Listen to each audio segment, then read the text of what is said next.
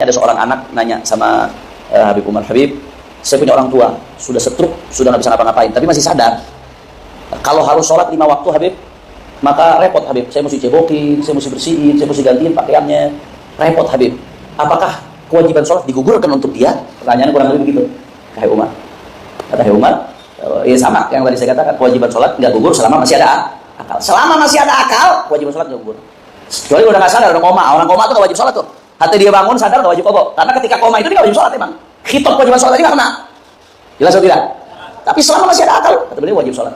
Dan di sini tantangan kamu sebagai anak berbakti kepada orang tua, bagaimana tetap di akhir-akhir hayatnya orang tua itu bisa ngejaga sholatnya. Urusan teknis kamu nggak usah repot, gampang.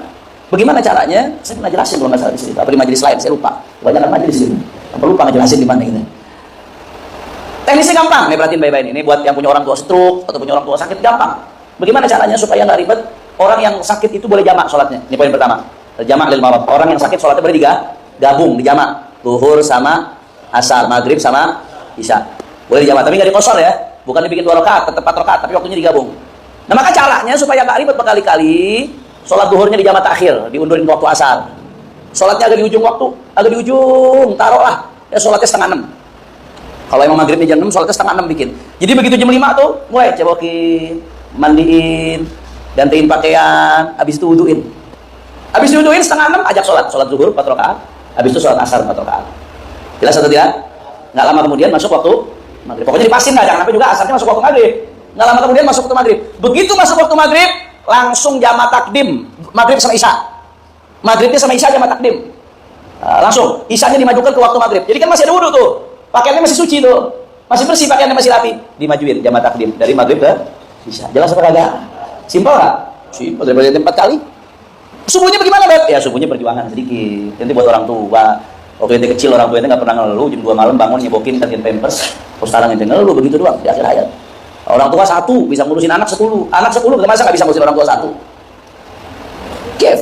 Ente juga bakal ngalamin tua, hati-hati. Sekarang ente nggak berjuang buat orang tua ente, besok begitu ente tua anak ente nggak bakal berjuang buat orang tua ente. Buat ente, hati-hati. Nah, jadi itu ya penting kata urusan teknis sholatnya. Insya Allah nanti kapan-kapan kita bahas di fikih urusan teknis sholatnya orang sakit ya yang nggak bisa berdiri bisa duduk, yang nggak bisa duduk bisa tiduran telentang, yang nggak bisa pokoknya sepisahnya tiduran nggak bisa juga beb sholat pakai tiduran begitu selama masih bisa ngangukin kepala pakai isyarat nggak bisa juga beb cuma mata doang bisa bergerak sholat pakai mata kata ulama. Saking pentingnya ngejaga sholat. Beb ngerepotin dong, Islam nggak ngerepotin, justru ngegampangin. Ente nggak bisa duduk, nggak bisa duduk rebahan. Jadi logikanya kan, kok udah sakit masih dipaksa sholat begitu? Oh enggak, justru logikanya Islam masih gampang. Ayo, ente tetap jaga sholat ya, urusan caranya bisa berubah kondisional sesuai keadaan ente. Yang penting jangan ninggalin sholat. Bahkan kalau di rumah sakit sekalipun dia di atas tempat tidur, susah mau ngadepin kiblatnya, bagaimana caranya Habib? Itu bisa dimaafkan. Kalau memang nggak mungkin untuk ngadep kiblat di situ ya, kawan. Itu ada pembahasan di fikih panjang, saya nggak bahas ketika ini. Insyaallah kapan-kapan sekali-kali waktu kita bahas masalah fiqhul mardha, fikih yang diterapkan untuk orang yang sakit dalam keadaan sakit. Tapi yang jelas, bagaimana caranya berusaha kalau ada orang sakit, yang mana sakit itu nggak lain dan bukan alarm bahwasanya dia akan berpulang ke rahmatnya Allah Subhanahu wa taala. Kita nggak ada yang tahu, nggak muda, nggak tua, siapapun kalau udah Allah kasih sakit bersyukur. Kenapa? Itu lagi diingetin. Ayo, yang sholatnya berantakan jaga sholatnya, yang masih suka maksiat berhenti dari maksiatnya. Alarm yang dikasih Allah Subhanahu wa taala. Jelas atau tidak? La ilaha illallah. Kata Imam Al-Haddad wala yukhtam 'amaluhu bil idha'ah li imadiddin alladhi huwa shalah. Kata murid jangan sampai umurnya ditutup naudzubillah min dzalik dia dalam keadaan mengabaikan imadiddin. Bukan imadiddin bukan. Nah, imaduddin tiang agama yaitu salat. Jangan sampai kata Imam Al-Haddad jangan sampai ditutup umurnya dalam keadaan mengabaikan daripada salat. La ilaha illallah. Mudah-mudahan Allah jadikan kita orang yang mendirikan salat sampai husnul khatimah.